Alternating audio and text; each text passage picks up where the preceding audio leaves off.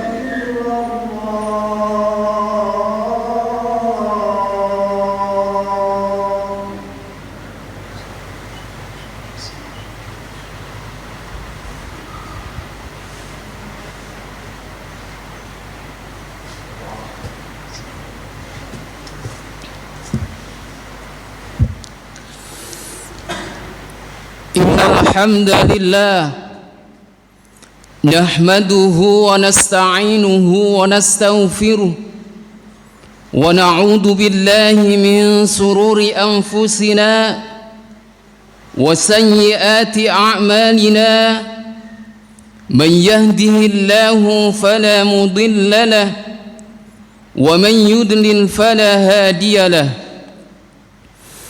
أشهد أن لا إله إلا الله وحده لا شريك له وأشهد أن محمدًا عبده ورسوله اللهم صل وسلم على نبينا محمد صلى الله عليه وسلم وعلى آله وصحبه أجمعين أما بعد فيا عباد الله أوصيكم ونفسي بتقوى الله فقد فاز المتقون كما قال الله تعالى في كتابه الكريم يا أيها الذين آمنوا اتقوا الله حق تقاته ولا تموتن إلا وأنتم مسلمون أما بعد فيا عباد الله أوصيكم ونفسي بتقوى الله فقد فاز المتقون. Segala puji bagi Allah, Tuhan semesta alam, Tuhan Allah yang selalu memberikan apa-apa yang menjadi kebutuhan kita, dan hanya Tuhan Allah lah yang selalu menjawab atas doa-doa yang kita panjatkan dan selalu memberikan yang terbaik menurut Allah Subhanahu wa ta'ala. Untuk itu tidak berlebihan jikalau kita selalu dan selalu bersyukur, karena dengan bersyukur itu berarti kita telah mengikat nikmat-nikmat yang telah tercurahkan dan menunggu kejutan dari Allah Subhanahu wa ta'ala dengan nikmat yang jauh lebih dahsyat lagi. Namun sebaliknya, jikalau kita selalu kufur, selalu ingkar terhadap nikmat-nikmat yang Allah curahkan, berarti kita telah merelakan nikmat-nikmat yang diberikan oleh Allah Subhanahu wa ta'ala untuk lepas satu persatu dan juga menunggu kejutan dari Allah Subhanahu wa ta'ala berupa adab yang pedih. La in syakartum la azidannakum wa la in kafartum inna adabi lasyadid. Salawat dan salam semoga selalu Allah curahkan kepada uswatun hasanah kita baginda Rasulullah sallallahu alaihi wasallam beserta keluarga beliau, para sahabat dan orang-orang yang selalu istiqomah di jalan sunnahnya. Semoga itu kita semuanya, sehingga kita patut berharap kitalah manusia-manusia pilihan nanti yang di yaumil qiyamah mendapatkan syafaat dari beliau baginda Rasulullah sallallahu alaihi wasallam. Amin. Ma'asyiral muslimin wa zumratal mu'minin rahimakumullah. Mengawali khutbah, khatib berwasiat untuk pribadi khatib sendiri, dan untuk selanjutnya kami aturkan kepada para jamaah, marilah kita senantiasa meningkatkan kualitas iman dan takwa kita dengan menjalankan segala perintahnya, dengan melakukan aktivitas yang mana dengan aktivitas itu Allah ridha terhadapnya, dan menjauhi segala bentuk larangannya dengan tidak melakukan aktivitas yang mana dengan aktivitas itu Allah tidak ridha terhadapnya. Ma'asyiral muslimin wa zumratal mu'minin rahimakumullah. Tanpa terasa bulan yang penuh rahmat, bulan yang penuh berkah telah nyata meninggalkan kita. Kenangan manis di dalamnya takkan terlupakan. Pendidikan di dalamnya masih membekas dalam hati kita dan juga dalam pikiran kita. Masih terngiang suara lembut imam ketika memimpin sholawat tarawih.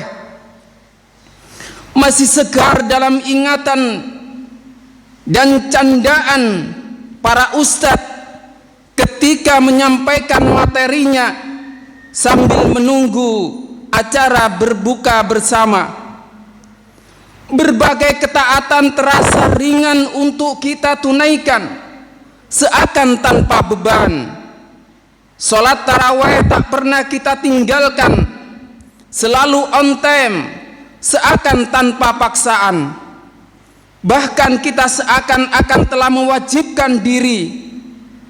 One day one juz sudah menjadi kebiasaan, bahkan bisa lebih dari itu semuanya. Bersedekah sangat ringan walaupun terasa diri masih kekurangan, dan banyak masih ketaatan-ketaatan yang dapat kita tunaikan di bulan Ramadan. Semuanya tak terlepas dari pertolongan Allah Subhanahu wa ta'ala, karena ikhlasnya niat kita untuk taat pada Allah Subhanahu wa taala. Tolak ukur dan barometer keberhasilan kita ketika kita di bulan Ramadan ditentukan oleh amal kita di 11 bulan berikutnya. Kalau kita di bulan Ramadan sangatlah rajin sholat taraweh, maka di luar Ramadan ada qiyamul lail. Apakah masih tetap istiqomah? Jawabannya ada dalam dada kita masing-masing. Kalau di bulan Ramadan kita bisa ringan, one day one juice, bagaimana hari-hari ini? Apakah masih tetap istiqomah? Sedekah kita bagaimana? Sholat jamaah kita bagaimana? Taklim kita bagaimana? Sekali lagi jawabannya ada dalam dada kita masing-masing. Muhasabah seharusnya selalu kita prioritaskan agar jangan sampai kita terlena, jangan sampai habis Ramadan, habis pula kebaikan kita, segala bentuk amal soleh kita tinggalkan nyaris tak tersisa. Ramadan tak membuat kita menjadi manusia-manusia yang beruntung. Ramadan juga tak membuat kita menjadi manusia-manusia yang bertakwa. Na'udzubillah summa na'udzubillah. Mudah-mudahan itu semua tak terjadi pada diri kita dan juga kepada keluarga kita.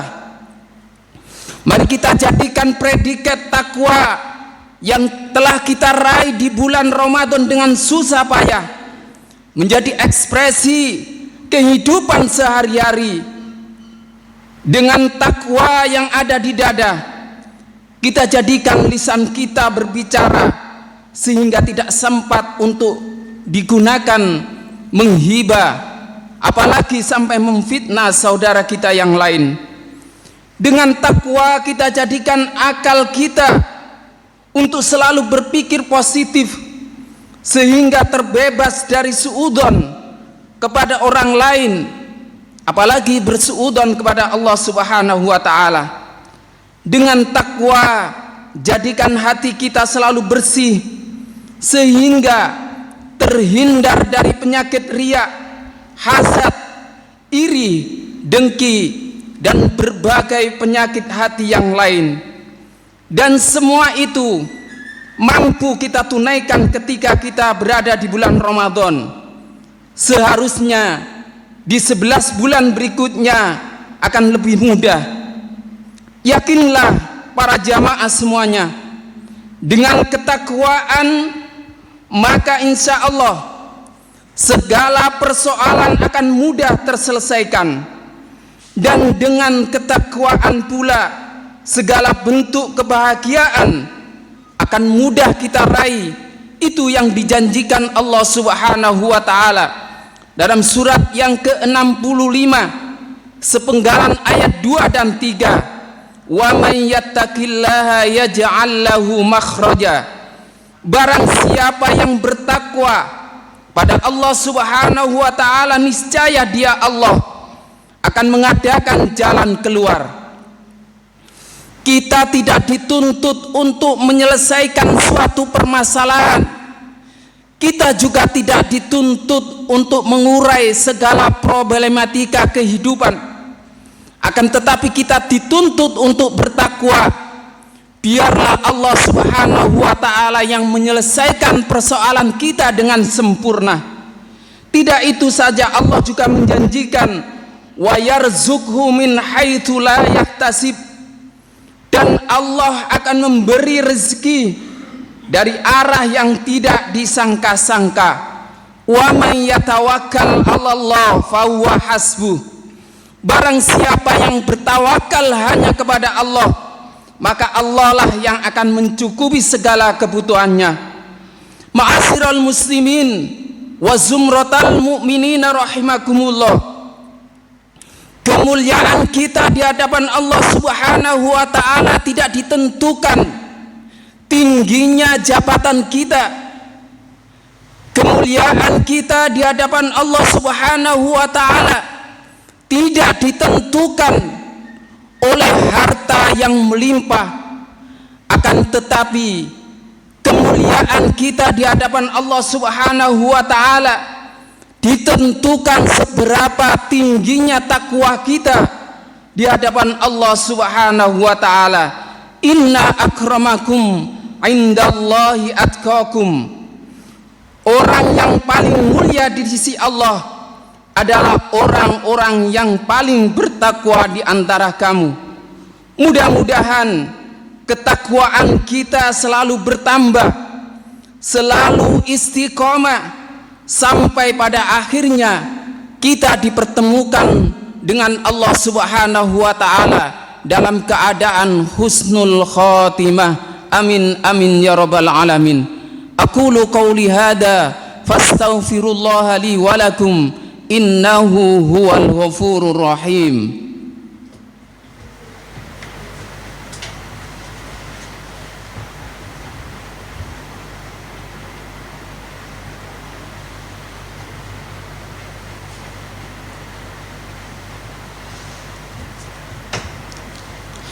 Alhamdulillah, alhamdulillahilladzi anzala sakinata fi qulubil mu'minin liyazdadu imanan ma'a imanihim.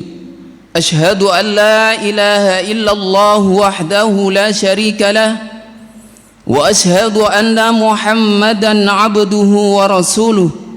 Allahumma salli wa sallim ala nabiyyina Muhammadin sallallahu alaihi wasallam wa ala alihi wa sahbihi ajma'in.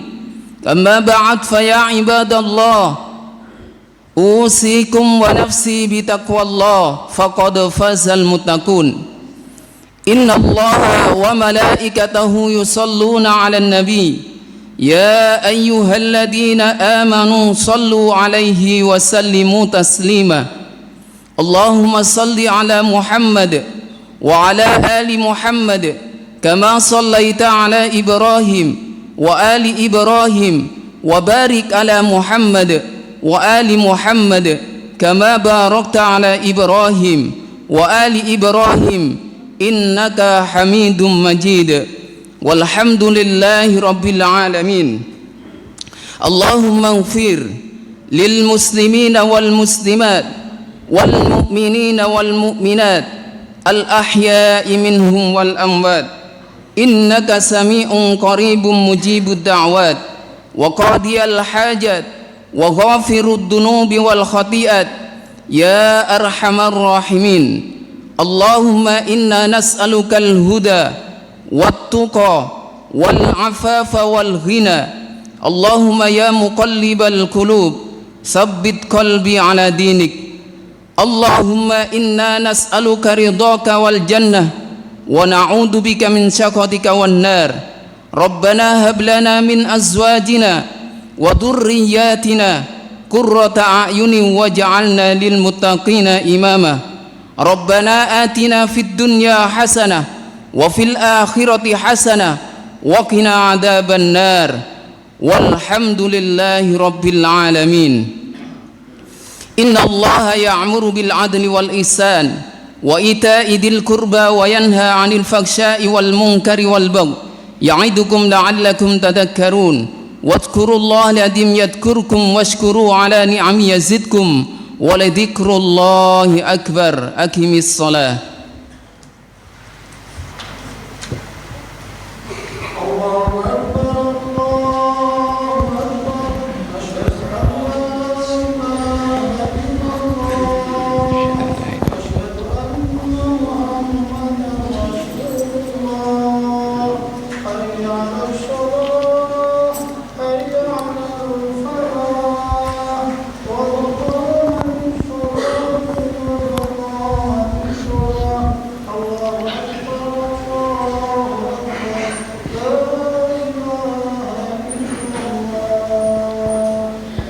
La ilaha illallah Muhammadur Rasulullah.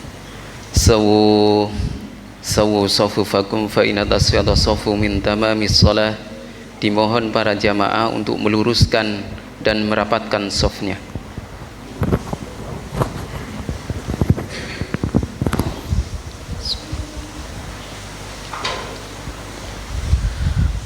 الله أكبر.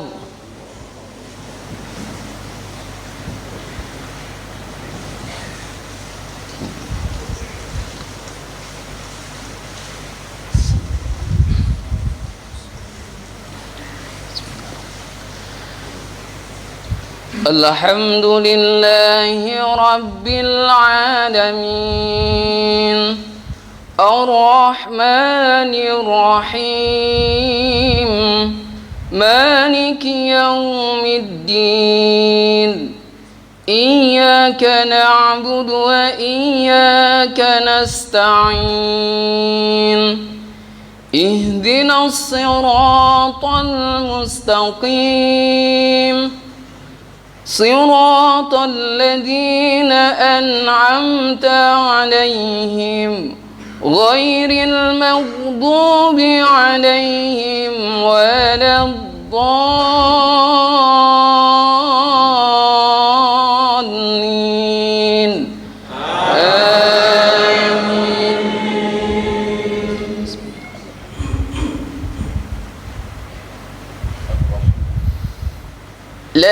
لمجموعون إلى ميقات يوم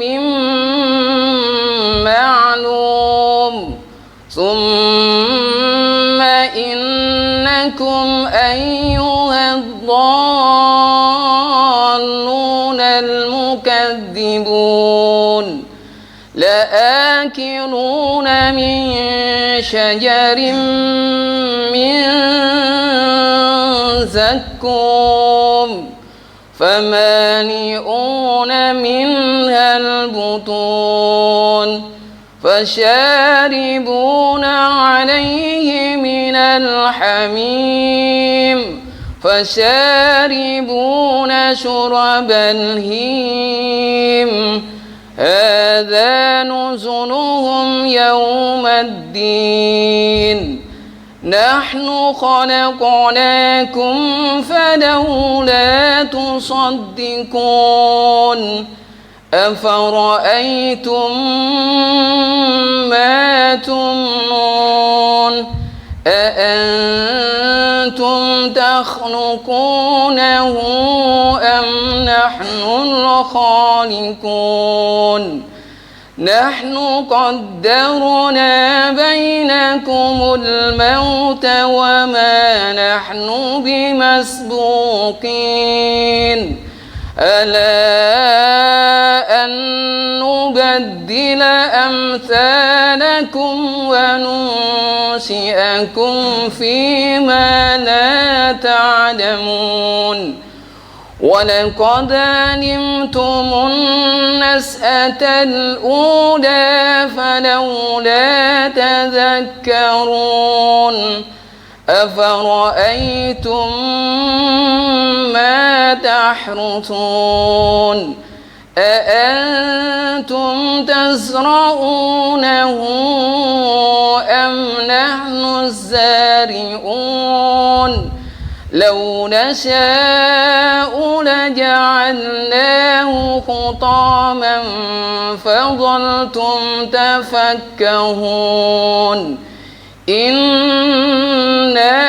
لمغرمون بل نحن محرومون أفرأيتم الماء الذي تشربون أأنتم أنزلتموه من المزن أم نحن المنزلون لو نشاء جعلناه أجاجا فلولا تشكرون أفرأيتم النار التي تورون أأنتم أنشأتم شجرتها أم نحن المنشئون نحن جعلناها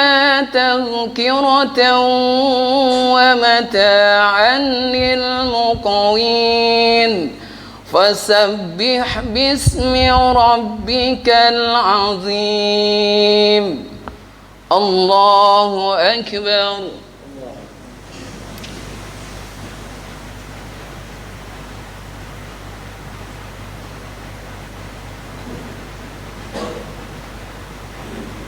سمع الله لمن حمده.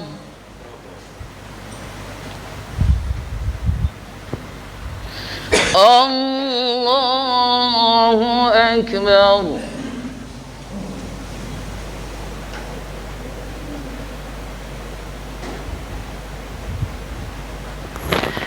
الله أكبر.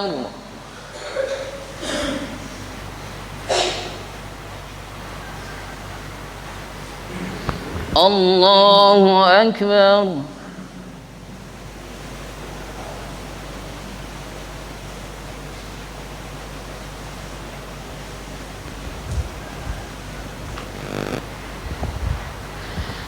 الله أكبر.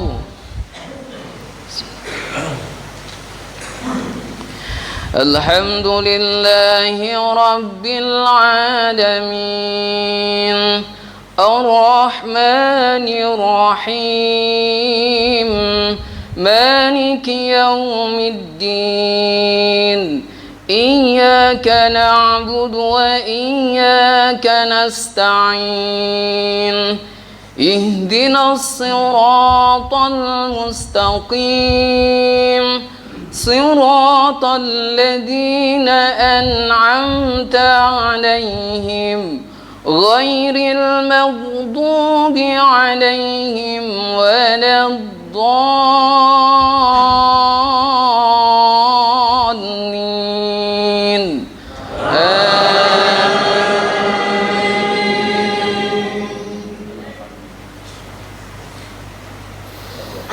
فلا أقسم بمواقع النجوم وإنه لقسم لو تعلمون عظيم إنه لقرآن كريم في كتاب مكنون لا يمسه إلا المطهرون تنزيل من رب العالمين. أفبهذا الحديث أنتم مدهنون وتجعلون رزقكم أنكم تكذبون فلولا إذا بلغت الحلقوم وأنتم حينئذ تنظرون. الله أكبر.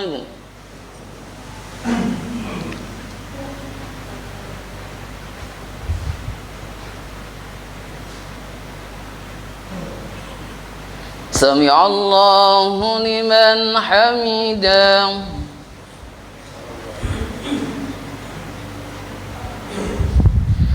الله أكبر.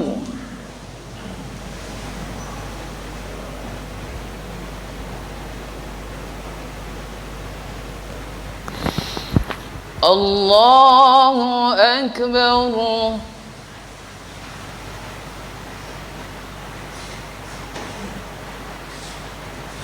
الله أكبر.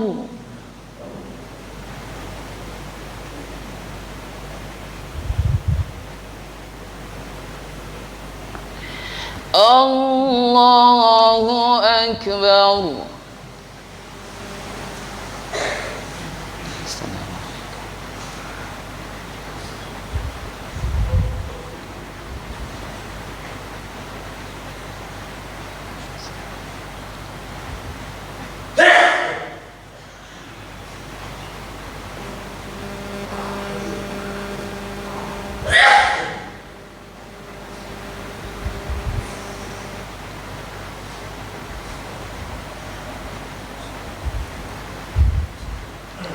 السلام عليكم ورحمة الله. السلام عليكم ورحمة الله.